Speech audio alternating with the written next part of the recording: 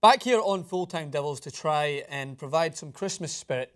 Lads, it's been tough. It's been tough to watch.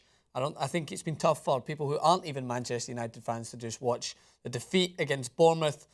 Really emphasised a few more weaknesses than I thought were actually there, which couldn't seem humanly possible at some point after all the injuries that's been suffered and Louis van Gaal talking in riddles. But we're going to have to push on. We're going to have to try and figure out here and hope that Louis van Gaal maybe will start a protest and hopefully he watches this, takes a look at it. I doubt he will. But, I mean, we've got to try and discuss how Manchester United can move forward with being plagued by injuries.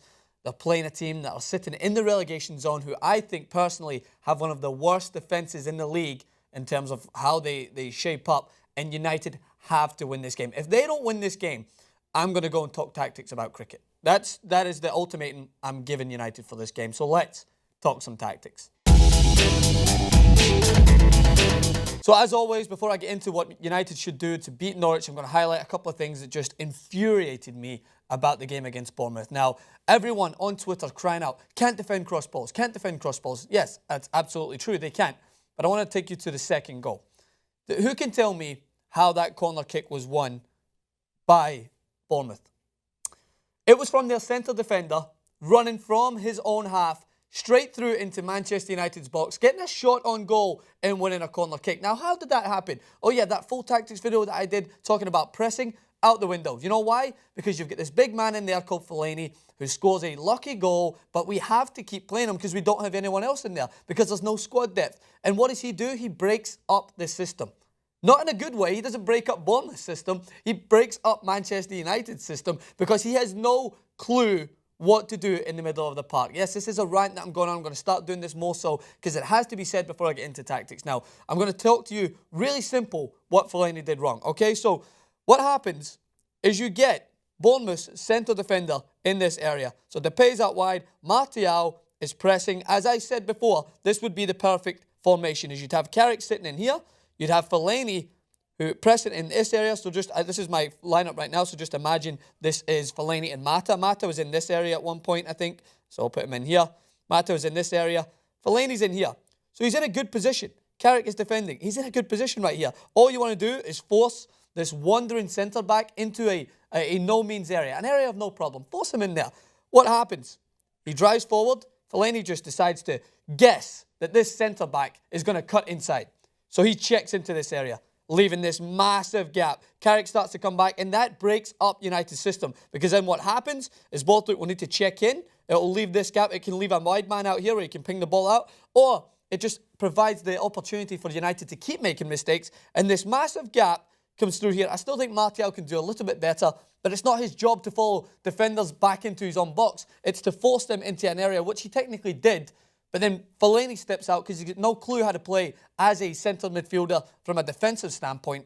So he forces him, he gives him the option basically and allows him to run through. The defender runs straight into Manchester United's own box, has a shot on goal. De Gea turns it away, and obviously it's poor marking on the corner. We know that. You don't need to break that down tactically. It's a ball low into the box, a poor marking in the box, and the ball's into the back of the net. But that, all I could see on Twitter was people going, we couldn't defend cross balls. This is a disgrace. Watch the game. Watch what your midfielders, who we should be criticising, are not performing. And it's not just Fellaini. It's Louis van Gaal not understanding that Fellaini is just there to be a big lump to launch the ball into. And he didn't play that bad, to be honest. I don't think he played that bad. But when you play him centre midfield in that area, when Carrick's the holding midfielder, you need someone in there who knows how to pressure. That's where Schneiderlin needs to be playing. That's why I'm going to talk about Manchester United's team this week, because this has to be fixed to prevent any sort of error happening if Norwich happen to stride forward, which I don't think I'll be able to contemplate it if they manage to score through this again, because it's so frustrating. That's how Bournemouth got their second goal, that killer goal. Go watch it back if you don't believe me.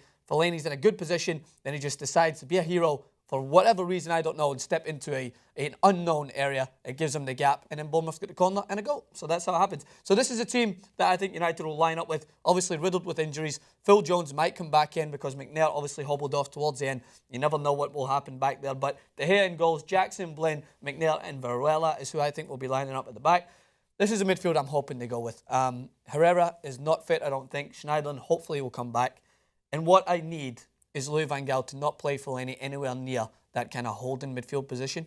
Just keep him up there. If you're going to play him, put him up there. He can somewhat pressure. Just don't have him be the guy to orchestrate the pressure when it gets into your own half, because he doesn't have a clue. So Schneiderlin, I'm hoping, will be back because they need him in there. They need Schneiderlin back. Memphis, Martial, and Mata. So talking about that point in there, Schneiderlin, this is what is one of the best parts of his games. He cuts out the angles, makes it hard for players to basically make those direct runs in behind. He has got his own weaknesses, but he does know how to pressure. And that's why Schneiderlin and Carrick need to form that partnership in there, because with Schweinsteiger out, even when Schweinsteiger does play with Schneiderlin, far too often they're cut too high up the field, and what happens is you start to find this area becomes isolated because they become too flat. But what should happen is Carrick just sits, protects what he should be able to do, and with Schneiderlin pressuring, it should cause the opposition to go into areas where they'll be overwhelmed by the United jerseys and give up possession. Now, what I want to see from Fellaini is that simple job is just being, he can be the attacking midfielder, because with Lingard out, I would push Mata out to the right-hand side and have Fellaini just use his big body. He doesn't even have to win the ball. Just make it a little harder for them to get out. And he's not the only one that I think has a lot to answer for. I'm going to say this boldly. A lot of people are not really putting a lot of the criticism on Martial. I think he is a great player, and I think he has got the potential. He doesn't work cohesively with his midfielders to pressure as well as he should, and when given the opportunity when Manchester United do press high, like that golden opportunity in the first half against Bournemouth, he squanders the chance. He needs to take those chances, but that is a good highlight of what United did well, is when they press high, like I said they should do against Bournemouth, they need to do the same against Norwich, because Norwich by no means are a good footballing team in their own half. Their centre-back pairing of Martin and Bassong in there are pretty god-awful. They're never in sync. Bassong likes to drop so deep and play everyone on side. If you watch the game against Watford, he got absolutely demolished. It could have easily been 3 or 4-0 to Watford that game against Norwich. He got destroyed up top by Troy Deeney and his partner striker up there. And Manchester United, with Martial's speed, should be absolutely isolating that. And that's by playing a high line, pressuring them in their own half. And Fellaini just needs to use his body to cut out the direct lanes. Don't give him those easy passes. But attacking-wise, as I mentioned there, watch Norwich's game against Watford. This is how their back four looks all the time. And I am not being over-elaborate here. This is exactly how they end up. The song ends up in this area. I don't know how he's still starting, because I don't think they have anyone in there to help him. And he plays everyone on side, and it forces this Norwich team to be so out of sync in the back line.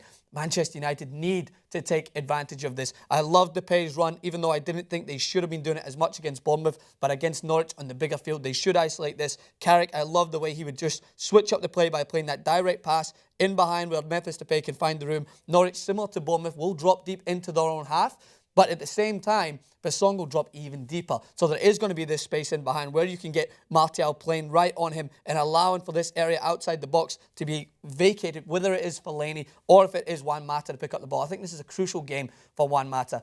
When you've seen him play on the right-hand side for Manchester, you don't see him play like a natural wing-back. So I think this is where Varela, despite his lapses in concentration in the right-back area, I think he got bullied a lot of the time against Bournemouth. Needs to be a little bit more mature and be, I would say, a little bit more stable back there. But this is going to be a big game for him to attack in the wide areas, because what I want him to do is to isolate this area, take Norwich's focus from Mata into this area, just for a decoy round, and allow Mata to pick up the ball in this area. This is where Juan Mata is best, is when he's cutting inside and getting the ball in space. And that's all going to stem, I'll tie this all the way back into Martial playing on Bassong. You don't need to drop as deep every time. Yes, I think you are a good player at holding the ball up, but when you're making those runs in behind, when he starts his run in here, like Jamie Vardy will do, and just spin in behind, it's going to force Bassong to drop even deeper to catch you, and it's going to break their system and create that space in the outside of the box. So it seems like there's a lot of information packed into there, but the bottom line is this is a must-win game. If Manchester United do not win this game,